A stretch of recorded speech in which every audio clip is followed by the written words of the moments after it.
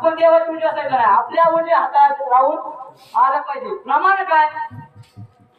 उजवी घेता राहू राशी, जलतीला पातकाच्या राशी. आपलं सगळं पाप धुवून जाणार केव्हा? जेव्हा देवाला आपली उजवी प्रदक्षिणा आपण देणार. पण महाराज लय गर्दी आहे, आपण पूर्ण प्रदक्षिणा काय घेता येणार नाही. मग काय करा? मंदिराच्या मागे जा आणि मंदिराचे काय पाडा? फक्त पाठ पाहता राहुलाची पाठ. तीर्थे घडली 360. किती तीर्थ?